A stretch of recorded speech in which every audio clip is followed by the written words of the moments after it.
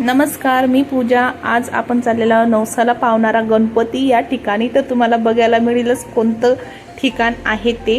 तर आज मस्त असं ऊन पडलेलं होतं, तर आम्हाला घरून निघायला 10:30 पावणे 11 झालेच होते आणि ऊन पण असं मस्त होतं। किती दिवसानंतर ऊन आज पाहायला मिळालं आणि योगीने म्हणाला, आई माझा एक फोटो काढ, मला तहान पण लागलेली। आणि तिथे त्याला पाणी दिलं, एक फोटो काढला आणि मी व्हिडिओ पण काढून घेतला। तिथं मला मागच्या साईडला एक गाय मस्त अशी रानात बसलेली दिसली। ती म्हटलं पा किती छान अशी गाय बसलेली, निवांत, नो टेन्शन, असं आयुष्य पाहिजे मस्त जिंदगीत।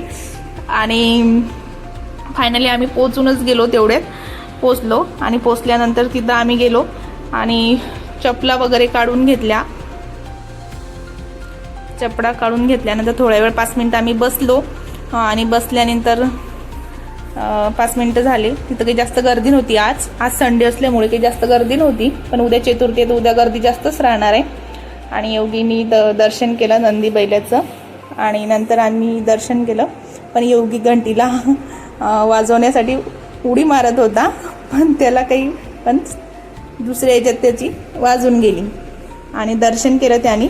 त्यानंतर मग मी दर्शन केलं। दर्शन केल्यानंतर आम्ही असा राऊंड मारला आणि गणपती बाप्पाला म्हटलं सुखी ठेव बाबा, बस, दुसरं काही नको तुझ्याकडे, बस ही प्रार्थना केली।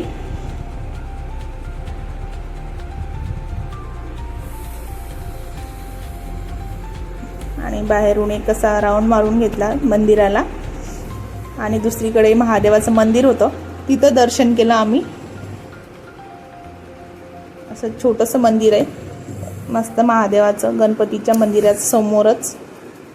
आणि मंदिराचं दर्शन झाल्यानंतर आम्ही तिथं छोटं इथं हनुमानाचं मंदिर आहे या साईडला आणि इथं हा मंदिराची बॅक साईड आहे। आम्ही तुम्हाला दाखवते।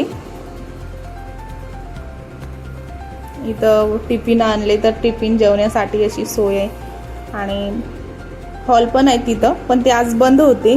आता ते उद्या म्हणजे ठेवतील ते खुले, म्हणजे जास्त गर्दी झाली तर त्यासाठी असतील। तर हा मंदिराचा परिसर आहे आणि आम्ही आता दर्शन वगैरे झालं आणि घरी निघालो। तर घरी निघण्यासाठी निघालो तर आम्हाला स्वामीनारायण मंदिर दिसलं, तर यांना म्हटलं चला, तर हे म्हणत जाऊ कधीतरी। तर बघू आता केव्हा होते आपलं स्वामीनारायण मंदिराचं दर्शन। तर तोपर्यंत